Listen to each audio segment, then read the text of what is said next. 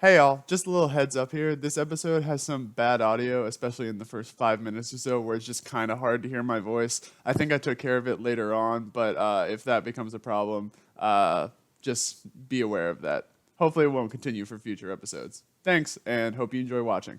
Hello, everyone, and welcome back to yet another episode of the Hollow Knight 112% completion playthrough. Last time we played, we ran through the majority of Greenpath, and then it culminated in our fight against Hornet. It proved to be a bit of a challenging foe, but our victory was rewarded with the Mothwing Cloak. It allows us our first movement upgrade. And oh, what an upgrade it is. You might have noticed before my constant hopping across the screen.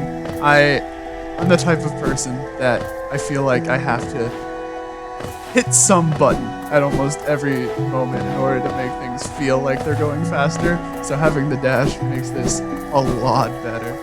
We're gonna continue on. So can't really jump over this because it's too high, or too low, I should say. But now that we have our dash, we just hop over.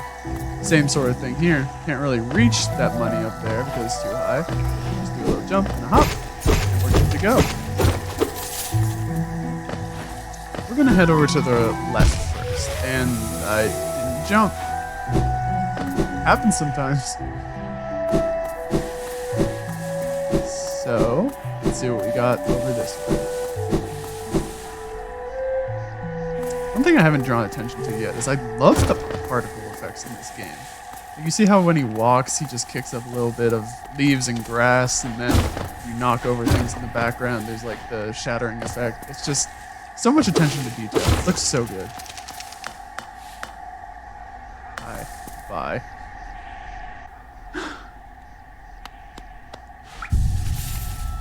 Oh, we got a nice bench over here. Oh, hello there. Seems we both tread far from the path. I can hardly believe those dusty old hideways led me to such a lush and lively place. This building suggests some form of worship, though its idol has clearly been long forgotten. Doubles equally well for a moment's respite. I saw a strange fellow out there. He seemed quite taken by the lake. I'd planned to offer greetings, though figured I'd first tend to my nail on chance of our meeting going poorly.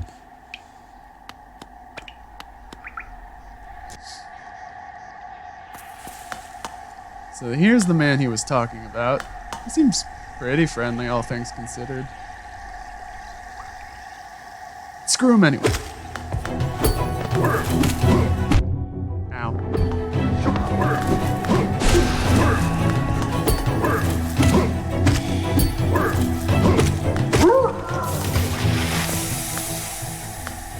What an unfortunate way to go out. So, as you can see there, the dash is not only used for movement, but it's also good for combat, because I was able to get away from that guy's slash attack much easier than I would have been if I were just walking away from it. That's all that's over there for us on the left of the Lake of Un. So the only way left to go is right. And up, apparently. Sport beam out again, and now we're back where we jumped down to fight Hornet. Continue on our merry way with our power-up. So, let's think about this. Where should I go next? I think I'm going to go to the top right. Ah, frickin'. Here's another thing. The dash allows you to finally kill those guys much easier without having to use your vengeful spirit. And that's something I really like about Hollow Knight's upgrade system, is that unlike something akin to like, what do you call it? Metroid. That's the game, you know, in Metroids. Yeah, okay.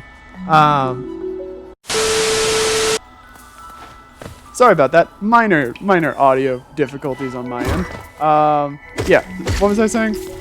Something I like about Hollow Knight in comparison to something like Metroid, and if I'm being honest, my experience with Castlevania is rather limited, but Compared to something like Metroid, where it feels like a lot of the power-ups you get are purely for like very specific moments. A lot of Hollow Knight's moveset and power-ups feel like they can work in a multitude of ways. I've already shown off how dashing works as both movement and combat. Unfortunate. But you'll see that with other power-ups that we get along the way as well. They're not just, there's no grapple hook in the ceiling, and that's the only place you can use the grapple beam or something like that. Yeah. Anyway, now that we have a dash, if we had come up here before, we wouldn't have been able to go over here because we can't jump this, but we can dash over it. And we get our reward!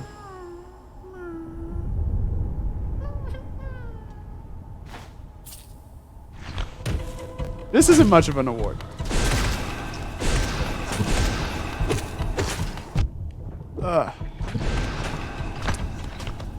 So, my tip here, honestly, because two of these guys at once can be a little... I'm dead. Wow. First death. Nice. Good timing. Right as I'm talking about how those guys are a little bit challenging. Well, that's actually good, because in the first 3 episodes, I did not show off what happens when you die. So, as you can see in the top left, all of our money is gone. And our soul vessel is pretty... It's seen better days, to say the least. If we look at our map, you can see those glowing eyes up there in the top right where we died. We need to head back there.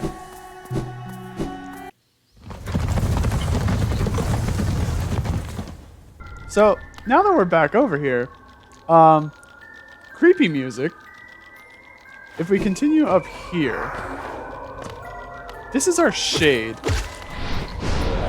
And it's not our biggest fan because we let it die. It can attack you. It can kill you again. But all you need to do is attack the shade and hit it 2 or 3 times.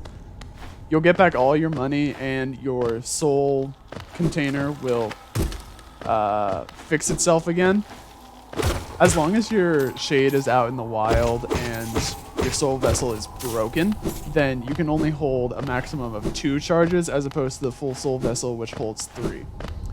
Anyway, now that we're back over here, I'm going to follow my own recommendation.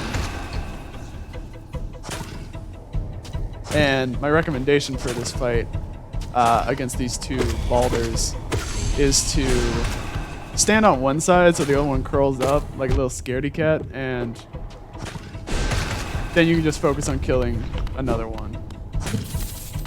I'm actually going to go over here while it's available to me, because there's no reason not to. And we get the Balder Shell. That's another charm I'll show off next time we get to a bench.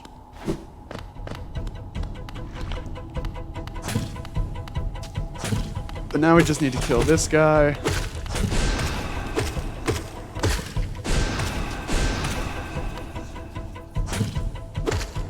God, spacing on that is so annoying. What? Y'all saw that. That was some jank right there. Oh my god. No, I'm not gonna die again. I swear to God.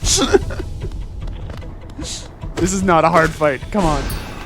And he was curled up. This is the worst fight that I've ever had in this game. In any of my however many playthroughs.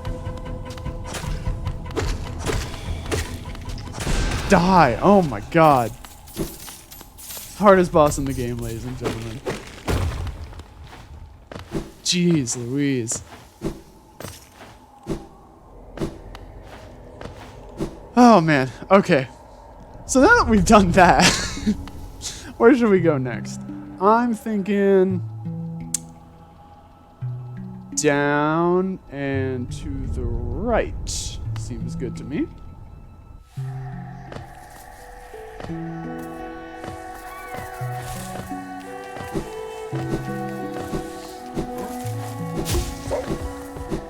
I think there might be a bench down here as well, so I can show off the boulder shell that we collected.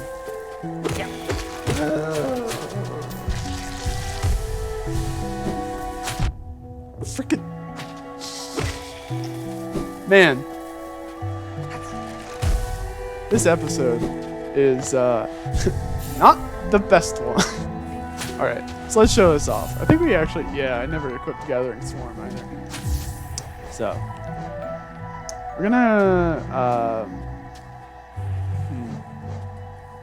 oh, okay, here's what we're gonna do.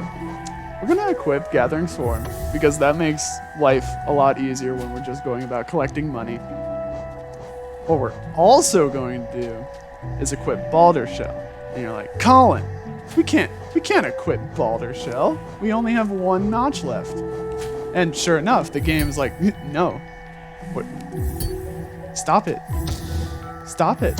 Stop it. So, overcharming is a mechanic that I find very interesting. I've never really used it, but what happens when you're overcharmed is that first off, it doesn't work infinitely. You can't just stack like every charm. It only goes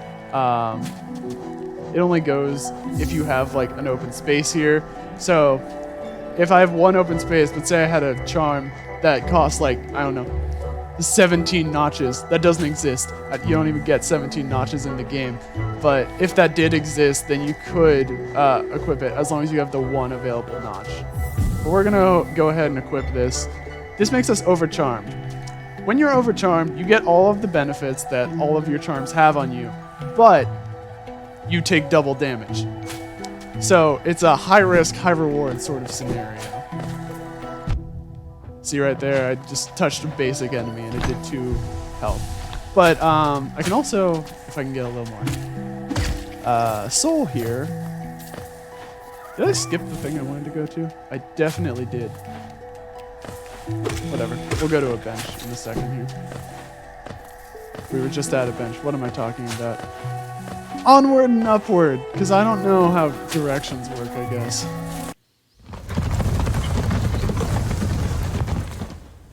Alright, sorry, back up here now. So, let's show off a bit of what the Boulder Shell has to offer. So, you know, this guy can attack me. In fact, if he does, I will die. But what the Boulder Shell allows you to do is that if you have enough soul to heal, it puts up a little shield. So you don't take damage, and it just puts you at stun. You don't get to power through entirely and just heal through everything.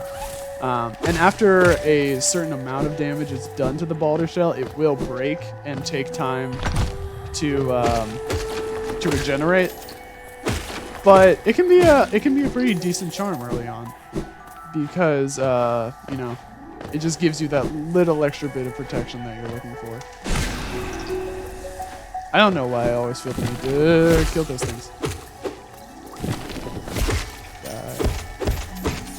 And also, I think if I'm not mistaken, oh, you can see Gathering Swarm in action there. It's just bringing all the money directly to me. It's the best thing ever. I thought there was another fly trap thing on the wall here, but luckily not.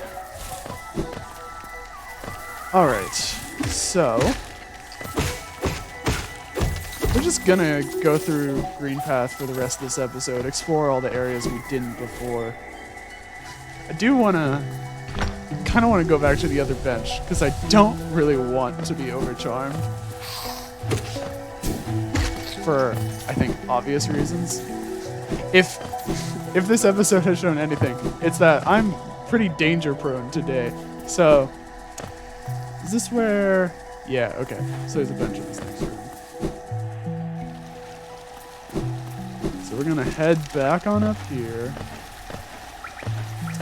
And I'm just gonna stick to having...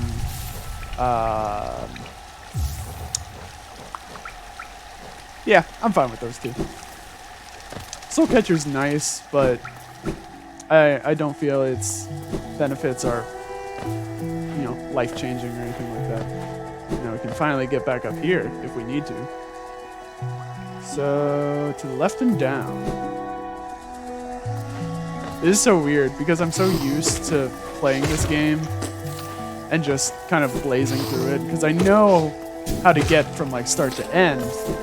But since I'm doing a very thorough playthrough this time around, I'm like, okay, here's this room I never go to in any of my playthroughs. Where does this lead?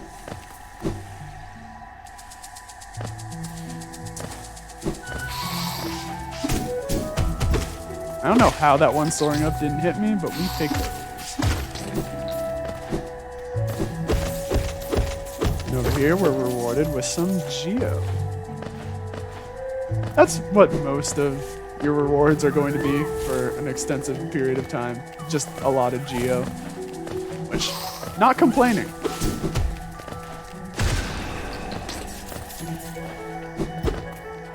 We're almost at 1,000. Which is not bad at all. Ultimately, what we want to do is we want to get to 1,800 geo, which sounds like a lot right now, but it's going to allow us to get an item that Sly sells. That is actually, it's very useful for traversing in this game. In here we have a little dash test grounds, you could say. So, I mean, you can just walk through these guys normally, but it's often safer to dash. Wow, that was something, all right. There we go. And then falling dash. One more, and we're good. And we're rewarded with the Thorns of Agony. Thorns of Agony, I hear a lot of people who speedrun the game, or I don't know if you could say play professionally, but sure. A lot of people tend to not like the Thorns of Agony from what I've seen. I love this charm. I'm going to probably equip it because it only costs one notch whenever we get to another bench again. But what it does is that it senses the pain of the bear and lashes out at the world around them. When taking damage, you sprout thorny vines that damage nearby foes. So it's basically just receive damage, give damage, that sort of thing. Which can honestly be pretty beneficial in certain fights because some enemies you just want to get in as much damage as possible. And, you know, if you're getting hit, might as well hit them back at the same time. Why not?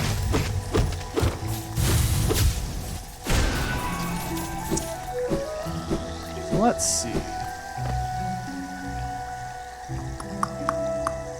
Okie doke.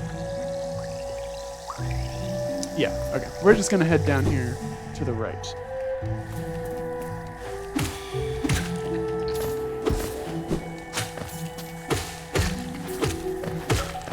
I will say you can... I should probably get somewhere a little safer before I do this.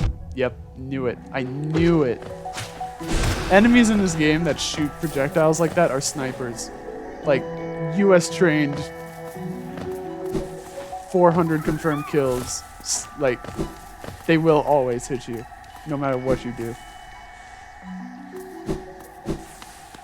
Yeah, let's go ahead and equip that. What was I gonna say? Right. You can feel free to head over here. There's a little bit that you can do with your current moveset, but just for now, I would recommend holding off because there's a lot more that you can do over here if you come back later. So we're just gonna head on down this way. These guys are fun batting practice. You kind of just got to stand directly across from them and hit back the projectiles they spit back out.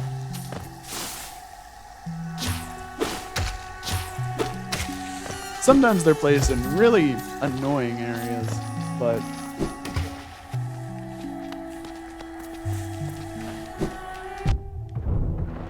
Ah, there. You saw the thorns in action. Knocked that guy right into the spikes.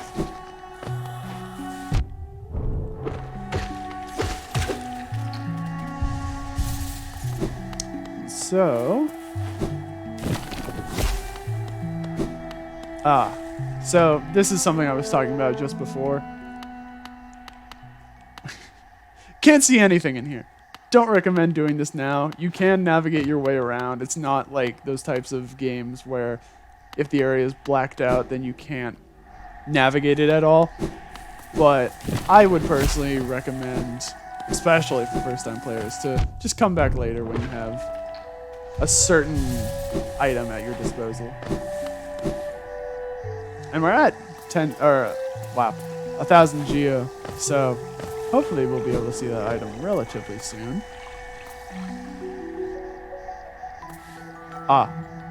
This.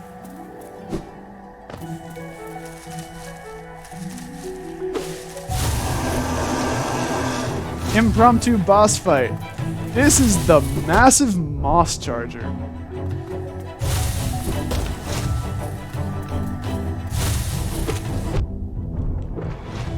I got hit on this fight. That's not supposed to happen. Yeah, you can just go up on that ledge if you feel like it. He won't hit you from there. You can just bounce around on this guy. He only has the 2 attacks that you've seen so far, where he jumps at you or runs straight at you. This is how you're supposed to do the fight. Better than that. The timing is a little finicky, and I'm used to having a little bit of a bigger nail. Is that a spoiler? That's probably a spoiler. But not hard at all. You can just keep him there for the entire fight. You know, if you get a first cycle when he's charging at you, you can just kill him in that cycle alone. Here we have a soul totem. Why not take that if I'm going to heal? And then money down this way. Yeah, you don't really get much of a reward from that boss. I mean, I say that, but I got, what, 300 geo from fighting it? So I'd say it's worth your time, especially since it's not too challenging.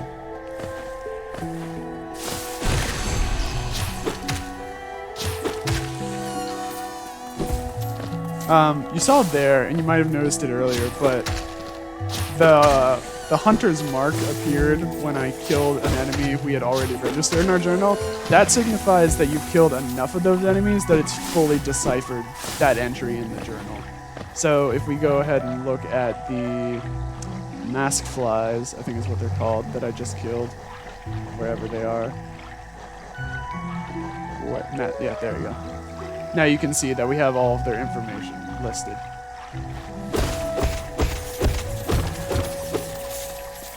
And here's another great thing about Gathering Swarm, is that with it, you know, any of the money that would have fallen into spikes or acid gets drawn to you, instead of falling into the said spikes or acid. These little fellas are going to serve as a bridge for us. Get used to doing that, because it happens multiple times throughout the game. And I don't even have to worry about collecting all the money that pops out of chests. Good times. Alrighty. I did want to come over to this one because there's a grub in here. And this is kind of like the other room I said probably didn't want to go to, in that you can do stuff in here. Like, I got that money and I got the grub, but you can tell that there's more to do on the other side of that pillar that we just can't reach at this current moment. Well, that was unfortunate.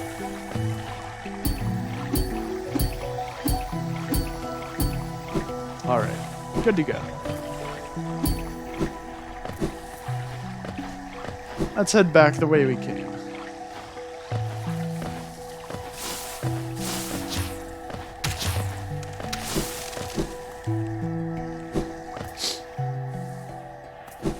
I hope you guys have been able to really get an appreciation for the music. I know I'm trying to talk and engage as much as possible, but the music in this game is honestly breathtaking at times. Christopher Larkin is a genius with his composing, and I'm so excited for Silk Song to be able to see him do more of it. And I think Silk Song's actually going to have a live orchestra, which I'm so excited about. But yeah, aside from that one room I suggested we skip over, that's it for Greenpath. Because down here, things are changing yet again. Welcome to Fog Canyon. Now, normally, one would figure this would be a good place to end the episode, since I've done a lot of exploring of one particular area, and we reached a stopping point of a new area. But Fog Canyon is ridiculously tiny, as I will show in a second. First, I need to show off these guys, because these guys suck. Yeah, homing attack bombs that do 2 hits of damage. Fun times.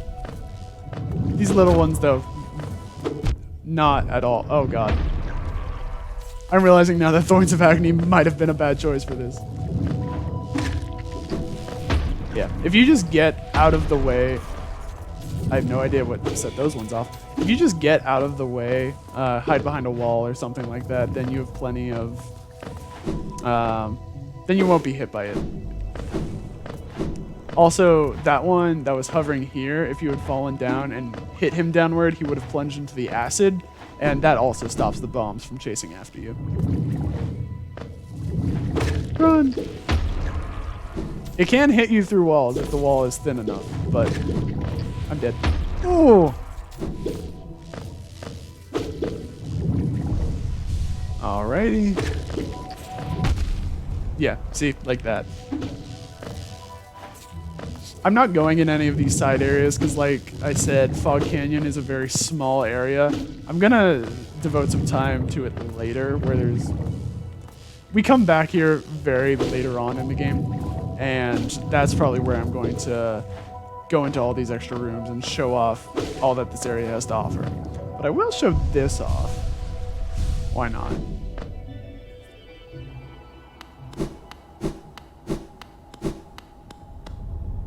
Hello there, dearie. I was about to close up shop and run until you came along. I provide a banking service if you're interested. Losing one's geo is a terrible thing, and it's so much more likely if you carry it out about on yourself. My vault is much more secure. In all my time as a banker, I've never lost a single geo. Maybe you'd consider opening an account? So we have to pay 100 geo to open an account with Millabelle. We're going to go ahead and do that. That's Geo. You're a smart one. Next time some dreadful beastie gets the best of you, you'll be glad to know your geo's safe within my vault. Now, let's do some banking. So we have a max balance of what we can deposit of 4,500 geo. I'll deposit 400 for now. Geo, Kalala. Goodbye then. Stay safe. So yeah, even if you die, I didn't clarify this about death earlier. If you die before you return to where your shade is, where you died before, then that shade will disappear, as will all of your money. And a new shade will appear where you died the second time. So you really want to make sure you get back to your shade before you die again. Even if that does happen though, if you put money with Millabelle, again, up to 4,500, then even if you die, it will stay safe with her. We'll be seeing her again later on.